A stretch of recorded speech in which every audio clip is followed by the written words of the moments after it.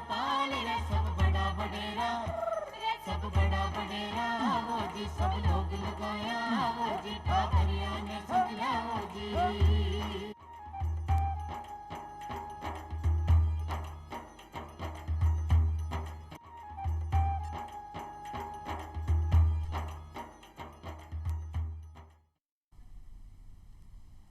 जब होंगे वन सुरक्षित तभी होगा हमारा कल सुरक्षित। राम राम सा चौपाल देखने वाला सगला दर्शक भाई बहनों को बहुत बहुत स्वागत है। दर्शक भाई बहनों सौ पहला तो आज ज्यां कि आप सभी जाना कि 21 मार्च है तो विश्व वानिकी दिवस आप आज मना रहे हैं। तो सौ पहला तो सभी दर्शक भाई बहनों ने बहुत बहुत हार्दिक शुभकामनाएं अपने विश्व वानिकी दिवस की। आप ने कैसे कहा अंतर्राष्ट्रीय वन दिवस भी। तो वना को कई कई उपयोग है, कई लाभ है अपने जीवन में। जिया का आप सभी जाना के सांस लिए बिना आपा एक पल भी को नहीं रह सका। अगर कोई आपा ने कह देगा कि भाई आपा ने 1 मिनट 2 मिनट सांस रोकनी है तो आपा को नहीं रोक सका। तो भी के लिए ज़रूरी हुआ है ऑक्सीजन। आपा जितना भी जीव जंतु है, इंसान है, सब ने सांस लेने के लिए ऑक्सीजन की ज़रूरत है। और ऑक्सीजन आपा सभी जाना है कि आपा पेड़ पौधा से और वना से आपा ने ऑक्सीजन मिल रही है। तो कैसे कहा कि वन अगर नहीं होगा तो आप जीवन की कल्पना भी कभी ना को नहीं कर सका। तो कितना महत्वपूर्ण है आप लेने वन। आप के बारे में और भी जानकारी लेंगे कि और कई कई उपयोग है वना का। और साथ ही साथ जिया के अंधाधुंध कटाई से वना को जो नुकसान हो रहे और जिससे कई समस्या आपने सामने आ रही है, बी पर भी आप चर्चा करांगा। तो आज का अपनो जो विषय है वो है पेड़ लगाएं जीवन बचाए। और इस विषय पर चर्चा करने के लिए आज अपने साथ पधारा है कैलाश चंद्र मीणा जी। आप अतिरिक्त प्रधान मुख्य वन संरक्षक जयपुर राजस्थान से हैं। तो आपको बहुत बहुत स्वागत है कैलाश जी। धन्यवाद और सभी दर्शकों का बहुत बहुत धन्यवाद। तो जी हाँ कैलाश जी, आज आप विश्व वानिकी दिवस मना रहे हैं। तो सबसे पहले तो एक इतिहास आप जानना चाहूँगा कि कौन से दिन से आप शुरू करो, कब से की शुरुआत हुई, और साथ ही साथ एक पीछे मनाने को कई मकसद है अपनों, और एक थीम होया करे हर साल आपने विश्व वानिकी दिवस की। तो बात थीम कहीं है? हाँ, मैं आपको बताऊँ, हमारे दर्शकों को बताऊँ कि हमारे जो इस वर्ष वर्ल्ड फॉरेस्ट डे है या विश्व वानिकी दिवस है, इसकी थीम है फॉरेस्ट एंड हेल्थ, वन एवं स्वास्थ्य। तो हमारे हर साल अलग अलग जो थीम होती है, एक उद्देश्य होता है, एक सेंटेंस होता है। तो इस बार का हमारा है स्वास्थ्य एवं वन। तो ये बहुत ही प्रासंगिक भी है। हमने जैसे अभी देखा कोरोना टाइम से कि स्वास्थ्य हमारे वनों से किस तरह से प्रभावित होता है, किस तरह से हमारे वनों पर निर्भर करता है। तो इस वर्ष की जो थीम है बड़ी प्रासंगिक है। और हमारा विश्व वानिकी दिवस जो मनाने का है, ये हमारे यूएन ने 2012 में इसको शुरू किया था। 21 मार्च इसकी डेट डिसाइड की गई थी। तब से हम हर वर्ष इसको मनाते आ रहे हैं। हर वर्ष एक नई थीम हमारे सामने आती है जी। तो आपने कृषि वानिकी दिवस की आप बात करी और एक थीम की बारे में बात करी। अब जहाँ बात करा मानव जीवन में अगर आप वना को महत्व देखा, चाहे प्रत्यक्ष रूप से को या अप्रत्यक्ष रूप से, तो जरूरी है आपने दर्शक भाई बहना ने पहले तो जरूरी पता होना चाहिए कि कहीं कहीं उपयोग है आपने जीवन में, यदि भाई ने बचाने के लिए प्रेरित होगा। तो एक ही पहले तो उपयोगिता आप बताइए। उपयोगिता तो मैं समझता हूँ कि कुछ शब्दों में वनों की उपयोगिता बखान करना या उसका विस्तार से करना बहुत मुश्किल है जी। क्योंकि हमारे जीवन में या मानव जीवन में या जीव जंतु के जीवन में वनों की उपयोगिता या जैव विविधता की उपयोगिता, मैं समझता हूँ जैसे हमारे लिए हवा की उपयोगिता है, पानी की उपयोगिता है, बस उसी तरह से हमारे लिए इनकी उपयोगिता है। तो ये नहीं होंगे तो हम भी नहीं होंगे। इससे ज़्यादा और उपयोगिता का मैं समझता हूँ कोई ज़्यादा बड़ा उदाहरण नहीं हो सकता। अगर वन है या जैव विविधता है तो हम हैं, बिल्कुल, वरना हमारा भी अस्तित्व खत्म हो जाएगा। जी सही है। आप जहाँ सांस लेने की बात करें तो जीवन से जुड़ी तो चीज़ है कि अगर आ चीज़ नहीं हो, वन नहीं होगा तो आप जीवन को मतलब सोच भी कौन सका कि जीवन को अस्तित्व हो सके है। तो एक साथ ही बहुत सारा काम है। कई बार आप देखा कि जीव जंतु को घर वो भी अपना वन ही है, वह भी आश्रित है। और साथ साथ कई जनजातियाँ भी है, इंसानी जनजातियाँ भी है जो हमें निवास कर रही है, आँखों पर पूरी तरह से निर्भर है। तो वह भी यहाँ से यहाँ को उपयोग में आने ले रही है।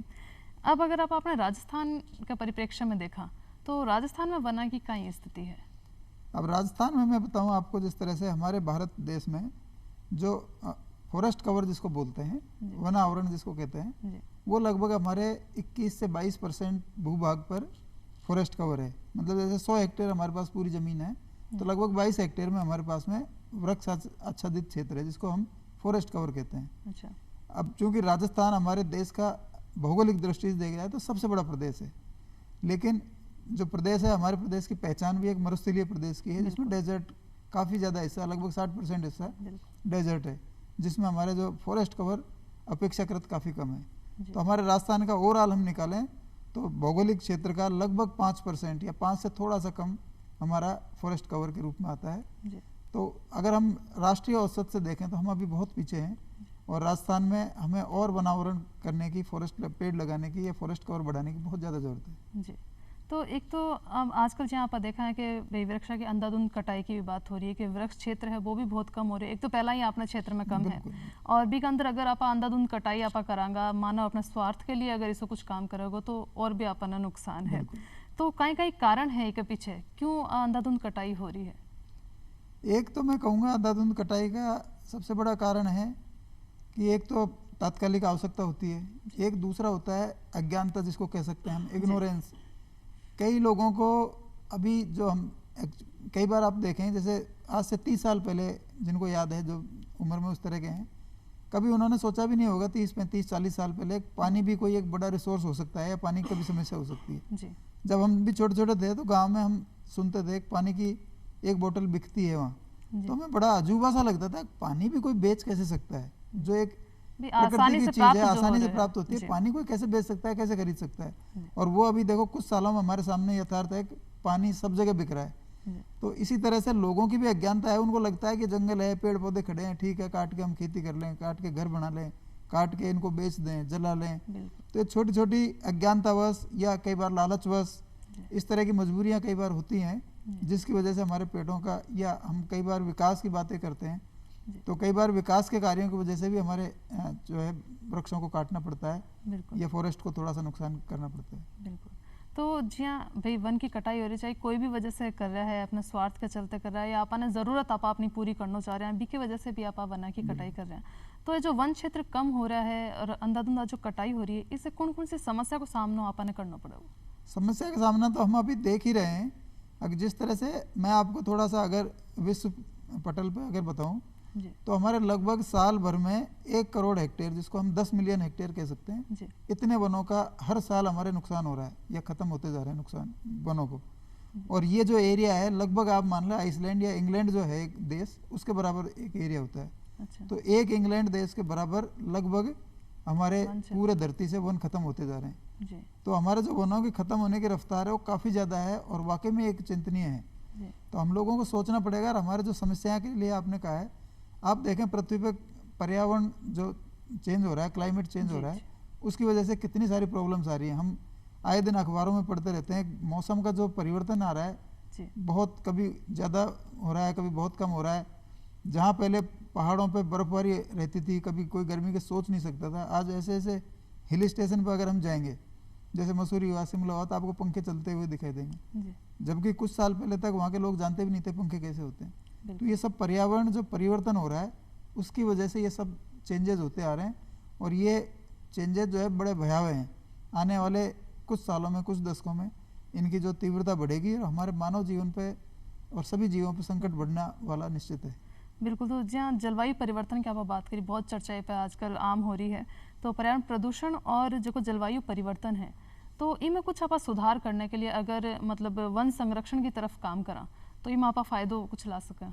बिल्कुल ला सकते हैं हम। जैसे अब दो चीज़ बात करते हैं, एक तो जो हमारा पर्यावरण चेंज हो रहा है या ग्लोबल वार्मिंग जिसको कहते हैं, ग्लोबल वार्मिंग हो रही थी, हमारी जो इस तरह की गैसें निकलती हैं उसमें मेन है कार्बन डाइऑक्साइड। अच्छा।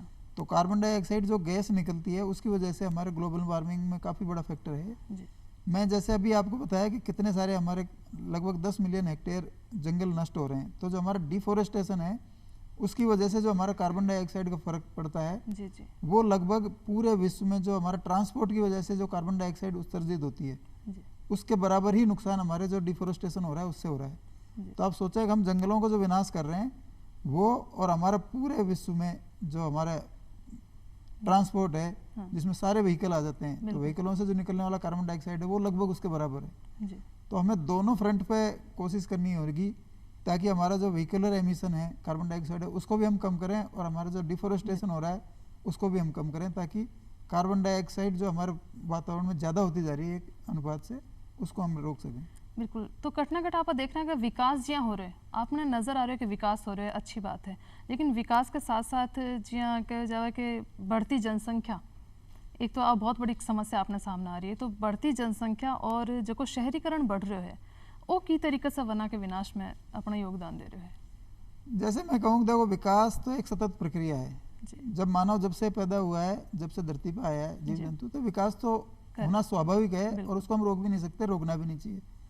लेकिन विकास किस तरह का होगा और किस दर पे होगा, ये हमारे हाथ में है। जी जैसे महात्मा गांधी जी ने कहा था, हमारी इस धरती पे सबकी आवश्यकता के लिए तो पर्याप्त है, लेकिन लालच के लिए पर्याप्त नहीं है। बिल्कुल, तो जब तक हम इस वाक्य को अपने जीवन में उतार- आत्मसात नहीं करेंगे, जीवन में नहीं उतारेंगे, तो मुझे लगता है कि ये जो हम विकास कर रहे हैं, बिल्कुल, कहीं न कहीं हम अपने विनाश को भी इनवाइट कर रहे हैं बिल्कुल, और हम विकास के नाम पर कहीं न कहीं विनाश विनाश की तरफ बढ़ रहे हैं। पूरी जो मानव जाति है उसको विनाश की तरफ हम ले जा रहे हैं। तो कहीं न कहीं हमें एक सामंजस्य बिठाना पड़ेगा कि हमें विकास तो करना है, जी लेकिन किस दर पे, किस तरह से और कौन सी टेक्नोलॉजी के साथ करना है, बिल्कुल, ये सारी चीज़ें हमें कहीं न कहीं बैलेंस करनी पड़ेंगी। बिल्कुल, और ये सरकारी लेवल पे ही नहीं, एक आम आदमी को भी सोचना पड़ेगा कि हमारा जो विकास हो रहा जी। है, हम उसकी अंधी जो दौड़ है विकास की, जी उसमें ना पड़ें और उतना ही विकास करें जितनी हमें आवश्यकता है। क्योंकि एक दर से विकास करते हैं तो उसका मज़ा भी आता है। और अंधाधुंध जब विकास हो गया, अब जैसे मोबाइल का आप देखें, हाँ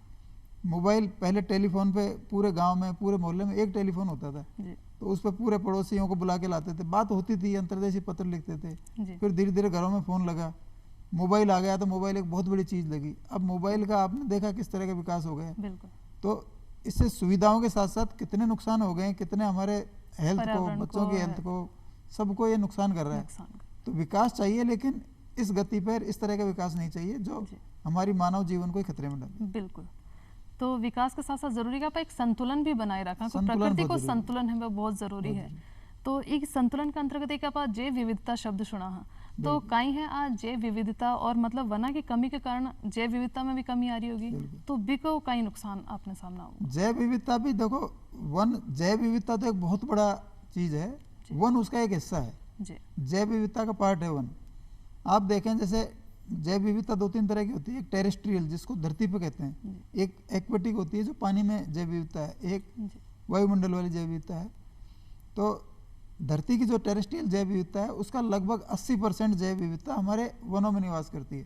जी तो अगर हमें जैव विविधता को बचाना है, जैव विविधता का संरक्षण करना है, क्योंकि उसमें 80% जैव विविधता का भाग वनों से आता है, जी तो वनों को बचाना हमारे लिए बहुत ज़रूरी है, जैव विविधता को बचाना। और जैव विविधता मैं आपको निवेदन करूं, हमारे दर्शकों को निवेदन करूं, जैव विविधता क्या है, जितने भी धरती पर आपको जीव दिखते हैं किसी भी रूप में, चाहे वो छोटे से छोटा बैक्टीरिया हो, चाहे बड़े से बड़ा हाथी एनिमल हो, बड़े से बड़े पेड़ पौधे हों, छोटी सी घास हो, इवन जो काई है, एल्गी है, ये सब जैव विविधता का एक हिस्सा है। हम भी जी जो मानव जैव जाति है वो भी विविधता। एक जैव विविधता का हिस्सा है। हमारी फसलें, हमारे पशु, हमारे पक्षी, ये सब जैव विविधता का हिस्सा हैं। जी और पूरी सृष्टि में जो सृष्टि ने एक रचना करी है, सब जैव विविधता में हर चीज़ का एक बहुत इम्पोर्टेंट रोल है। ये अलग बात है कि हमें उस छोटे से जीव का महत्व हमें समझ नहीं पता। आ नहीं रहा है, लेकिन हमारे समझ आने नहीं आने से उसका महत्व कम नहीं हो जाता कम है। नहीं होता, बिल्कुल सेम उसको एक मैं सामान्य आदमी को उदाहरण के लिए बताऊं, जी हमारे शरीर में कितने सारे अंग हैं, जी सबको पता नहीं है। मोटे मोटे अंग जानते हैं हम, लंग्स हैं, हार्ट है, किडनी है, जी। पेंक्रियाज हैं, आंत हैं, इनके अलावा हम क्या जानते हैं। लेकिन शरीर में बहुत छोटी छोटी चीज़ें, बहुत छोटी छोटी क्रियाएं, आपके कितने तंत्र हैं, ये सब काम करते रहते हैं। जी तो जैसे ही एक सिस्टम को खराब किया तो शरीर थोड़ा झेलता है, असर पड़ता है, जी दूसरा खराब हुआ फिर झेलता है, फिर अपन उसको करते हैं। जी तो ऐसे धीरे धीरे एक दो पार्ट खराब होने लगते हैं, तब हमें लगता है कि हमारे स्वास्थ्य खराब हो रहा है, हेल्थ बिगड़ रही है। जी इसी तरह से जैव विविधता जो हमारे पृथ्वी की है, उसमें से कुछ चीज़ों पे जो असर पड़ता है, तो हो सकता है हमें नज़र नहीं आए वो, लेकिन उसका असर होना शुरू हो जाता है। जी तो अगर उससे एक के बाद स्पीसीज हमारी ख़त्म होने लगी या कम होने लगी या उनका बैलेंस ख़त्म होने लगा, तो एक लॉन्ग टर्म में, क्योंकि पृथ्वी या जंगल का ऐसा है कि इनका असर भी बहुत देर में आता है और इनका नुकसान बहुत का असर भी बहुत देर में हमें दिखाई देता है। बिल्कुल तो ये हमारी बुद्धिमत्ता से हमें सोचना है आगे के 20 साल 50 साल का, बिल्कुल कि हम जो कर रहे हैं इसका 50 साल बाद क्या इफेक्ट आएगा, बिल्कुल या हम जो सुधार अब करेंगे उसका रिजल्ट हमें 5 साल 10 साल 20 साल 50 Time. साल बाद देखने को मिलेगा। तो इन चीज़ों को हमें ध्यान रखना पड़ेगा कि हमारी जैव विविधता इतनी जटिल है और इतनी समृद्ध है कि इसको बचाए रखना हम सब लोगों के लिए बहुत ज़रूरी है। इसमें थोड़ा सा उदाहरण मैं दूँ, जैसे फसल आप देखें, जी फसल की जैव विविधता, हमारे यहाँ पहले बहुत तरह की फसल होती थी। जी अब हमने जैसे जैसे हमारे पैसा उसमें आया, हमें कैश क्रॉप चाहिए, तो हमने छोटी छोटी फसल जो हमारे मोटे दाने की थी, बाजरा, ज्वार, ये सब धीरे धीरे ख़त्म होती जा रही है। हम सीधा गेहूं पे आ गए। गेहूं की भी जो हमारी पुरानी नस्ल थी, जो ओरिजिनल किस्मत थी किस्म थी, देसी, वो हमारे धीरे धीरे ख़त्म हो गई। अब हमारे हाइब्रिड बीज आ गए। जी तो हम जो यहाँ गेहूँ उगा रहे हैं, हमें हर साल नया बीज लाना पड़ता है। जी नहीं, पहले गांव में जो भी फसल उगाते थे उसी में से अच्छा बीज हम रखते थे और उसको आगे उगाते, तो वो जैव विविधता का हिस्सा है।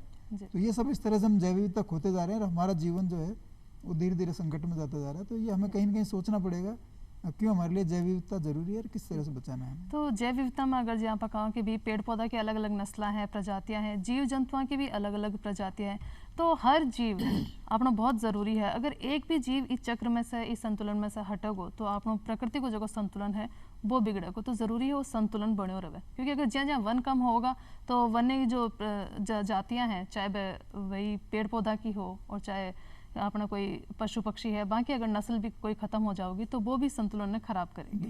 तो इसलिए ज़रूरी है कि अभी वन है जगह वह यथास्थिति अपना बना रहे, अच्छी वहाँ की क्षेत्रफल बढ़े। तो जंगलों ने बचाने के लिए कहीं कहीं प्रयास आप कर सका? जंगलों को बचाने के लिए देखो हमारे भारत सरकार, राज्य सरकार के स्तर पर कई कानून बने हुए हैं जी। हम कानूनों की मदद लेते हैं जो कुछ ज़्यादती करते हैं। बाकी हमारा एक जॉइंट फॉरेस्ट मैनेजमेंट पॉलिसी बनाई है गवर्नमेंट ने, साझा वन प्रबंध एक हमारी स्कीम है। अच्छा। जिसके तहत जहाँ वनों के आसपास जितने भी गांव हैं जो लोग रह रहे हैं उनकी एक वन सुरक्षा प्रबंध समिति हम बनाते हैं। अच्छा। और वनों में जो सुरक्षा का काम है, जो विकास का काम है, हम उन गांव वालों के माध्यम से कराते हैं और उन गांव वालों को बताते हैं कि ये जो वन है ये आप ही लोगों के लिए है, इससे जो फ़ायदे होने हैं वो आप लोगों को होने हैं, मजदूरी का है या वनों से जो भी उत्पाद मिलना है। तो ये साझा वन प्रबंध, क्योंकि सरकार अपने स्तर पर अगर लोग नहीं चाहेंगे तो सरकार अपने स्तर पे इतने बड़े भूभाग पे फैले हुए खुली संपदा को बचाना बहुत मुश्किल है। तो ये हम आम आदमी की सहभागिता से ही हम इस जंगलों को बचा सकते हैं या जैव विविधता को बचा सकते हैं। और उसके लिए हमारी सरकार, हम पूरा फॉरेस्ट डिपार्टमेंट सब प्रयासरत हैं, कोशिश कर रहे हैं सब लोगों से मिलकर। ऐसा नहीं है कि जंगल ख़त्म ही हो रहे हैं। हमारा जो स्टेट फॉरेस्ट रिपोर्ट है, जो government of India forest survey of India एक संस्था है जी। उस संस्था का काम है पूरे हर 2 साल में अपने जंगलों का पूरा सर्वे करना। तो पिछले साल से जैसे 2019 में हुआ, 2021 की रिपोर्ट आई। अच्छा। तो ये हमारे लिए खुशी की बात है। 19 से पिछले 2-3 रिपोर्ट से हमारा जो है वनावरण फॉरेस्ट कवर बढ़ रहा है जी। और हमारे राजस्थान में भी बढ़ रहा है। ये हमारे लिए खुशी की बात है। तो जो हम प्रयास कर रहे हैं उनका सार्थक परिणाम हमें देखने को मिल रहा है जी। भले ही धीरे रेट पर हो पर मिल रहा है जी। तो जंगला का अगर संरक्षण में आप देखा कि पर्यटन जहाँ पर बहुत देख रहे हैं आजकल, जंगल सफारी भी बहुत प्रचलित है। लोग बहुत खुशी खुशी, बच्चा भी और सब बड़ा भी मनोरंजन के लिए जंगला में आ रहा है, जंगल सफारी कर रहे हैं। तो पर्यटन आप इसे जोड़ कर मतलब अपना जो संरक्षण है, वन संरक्षण बिना किए आप में भूमिका निभा सका पर्यटन के द्वारा। अब आप देखें कि फॉरेस्ट जो है ये केवल पेड़ पौधे ऑक्सीजन के लिए नहीं है, हमारी मेंटल और फिजिकल दोनों हेल्थ के लिए बहुत ज़रूरी है जी। आप देखो जब भी आदमी स्ट्रेस में होता है, चाहे घर का स्ट्रेस हो, ऑफिस का स्ट्रेस हो और कोई स्ट्रेस हो, तो उसको क्या कहते हैं, यार तो छुट्टी ले बाहर चला जाए, पहाड़ों में चला जाए, जंगलों में चला जाए। तो वो क्या करते हैं, प्राकृतिक चीज़ है, आप जाओगे तो आपको बहुत खुशनुमा फील होगा क्योंकि वहाँ आपको अबंडेंट ऑक्सीजन मिलेगी, शुद्ध ऑक्सीजन मिलेगी। तो जैसे ही आपके शरीर में स्ट्रेस, वो आपके शरीर को जो है स्ट्रेस को कम करेगी तो आपको अच्छा फील होगा, आपके अच्छे न्यूरॉन्स होंगे। तो आप देखिए अब कोरोना के पहले यहाँ जैसे जयपुर अपना सौभाग्य है इस मामले में कि अपने चारों तरफ अच्छे पहाड़ हैं, अच्छे जंगल हैं और चारों तरफ जंगलों से घिरा हुआ एक शहर है जी। और अपने एक विश्व प्रसिद्ध जो है जालाना लेपर्ड सफारी यहाँ शुरू हो गई जी। और अब तो ये विश्व पटल पे भी आ गई। अच्छी अच्छी सेलिब्रिटी जो जयपुर आएंगी वो जरूर जालाना का विजिट करती हैं। और कोरोना से पहले हम ट्रैकिंग पे जाते थे तो बहुत कम लोग हमें जंगलों में मिलते ट्रैकिंग पे, लेकिन कोरोना ने सबको सिखा दिया है कि आपको अगर जिंदा रहना है, स्वस्थ रहना है तो आपको प्रकृति के पास जाना ही पड़ेगा, प्राकृतिक रूप अपनाने ही पड़ेंगे। तो लोगों में अब बहुत सारी अवेयरनेस बढ़ी है, लोग जंगल में जाने लगे हैं। आप बद्रीनाथ, केदारनाथ या उस साइड जाएं, उत्तराखंड में, हिमाचल में, कश्मीर में, तो वहाँ पहले के बजाय मतलब कई गुना जो है ट्रैफिक बढ़ गया है क्योंकि लोगों को अब समझ आ गई कि हमें प्रकृति में, लेकिन हम जब प्रकृति में जाते हैं एज ए टूरिस्ट तो हमारा बहुत बड़ा दायित्व बनता है कि उस जो प्राकृतिक जगह है उसको हम साफ़ सुथरी रखें। लेकिन मैंने देखा है, बड़ा दुख होता है वहाँ जाके देख के कि हमारे शहरी लोग जो जिनके पास पैसा है, गाड़ी है, खाने को बहुत कुछ है, वो जाते हैं और उसको ऐसा लगता है कि जैसे हमारे लिए तो कोई बाउंडेशन ही नहीं है, जाएंगे वहाँ इतना कचरा फैला के आते हैं, इतना कचरा फैला के आते हैं कि उन सब जगहों को उन्होंने शहरी कचरे डंप यार्ड की तरह बना दिया है। तो इसके माध्यम से मेरी सब लोगों से ये भी अपील है कि आप किसी भी प्राकृतिक जगह पर जाएँ एज ए टूरिस्ट तो एक अच्छे नागरिक होने का प्रमाण दें और वहाँ कोशिश करें कि अपने कोई ऐसा फुटप्रिंट ना छोड़ें, कोई ऐसा कचरा थैली बिल्कुल पाउच ना छोड़ें। हम भी जाते हैं तो हम लोग इवन इतना सा पाउच भी होता है, एक अखबार का टुकड़ा भी होता है, तो हम अब एक बैग रखते हैं, थैली रखते हैं, जी जी वापस ला के यहाँ सिटी के जो डस्टबिन होती है कचरा, उसमें डालते बिल्कुल, हैं। उसी में डाल तो यही हम सब लोगों को करना चाहिए ताकि हमारे प्राकृतिक जो स्थान है बिल्कुल। उनकी सुंदरता बनी रहे और हम सब लोगों के लिए आगे तक हमारा जो है स्वास्थ्य, मानसिक और फिजिकल स्वास्थ्य अच्छा करते रहें। बिल्कुल। तो पर्यटन भी अपन है बहुत सोच आराम से मतलब एक ध्यान रखते हो अपन करना है, कचरो बिल्कुल। नहीं फैलाना है, साफ सफाई को भी अपन ने साथ बिल्कुल। साथ ध्यान रखना है। एक अपन राजस्थान जी हाँ देखा कि मरुस्थल के लिए विशेष पहचान है की, लेकिन क्योंकि अपन ने पता है कि ज़्यादा मरुस्थल फैलोगे तो वो भी अपने लिए नुकसानदायक है, तो मरुस्थल को प्रसार अगर नहीं हुए इसके लिए अगर आप वृक्षारोपण करा तो वो कितना फायदेमंद रहेगा। आपने जैसे सही कहा, मरुस्थल का प्रसार हमें रोकना है। आप देखें कि हमारे जो फॉरेस्ट डिपार्टमेंट ने वहाँ वृक्षारोपण किए हैं, जी आज हमारे जो मरुस्थल प्रसार की जो रेट थी पहले, आज से हम 30 साल पहले, 25 साल पहले, तो बड़ी बड़ी आंधियाँ आती थी, धूल भरी आंधियाँ, और शिफ्टिंग सैंड ड्यून बोलते थे। एक सैंड ड्यून जैसे बिल्डिंग के बराबर यहाँ है, तो आंधी आई, आप पता लगा दूसरे दिन वो उठ के कहीं दूसरी जगह चला गया। बिल्कुल जब इंदिरा गांधी नहर बनी थी, जी जो राजस्थान कैनाल बोलते थे पहले, उस टाइम जब ये बन रही थी तो हालत ये था कि सैंड ड्यून आके नहर है और दूसरे दिन आके वो नहर पूरी सैंड ड्यून में दब जाती थी, ये भी पता नहीं लगता रेत था कि के नहर टिब्बा। कौन सी जगह है। बिल्कुल तो ये हाल हुआ करता था। तो वहाँ सबसे बड़ी समस्या ये थी कि इस नहर को चलाएं कैसे, पानी कैसे चलाएं, क्योंकि इधर से दूसरे दिन आंधी आई और वो पूरी नहर भर गई, तो उसमें करोड़ों रुपए तो उस मिट्टी को निकालने में खर्च होते थे। जी तब वन विभाग को वहाँ काम दिया शेल्टर बेड प्लांटेशन का, नहर के दोनों साइड इतना अच्छा प्लांटेशन किया, आज इस तरह की वहाँ समस्या लगभग खत्म हो गई है। नहर में कभी ये सैंड ड्यून आते हैं या रेत उड़ के आती है,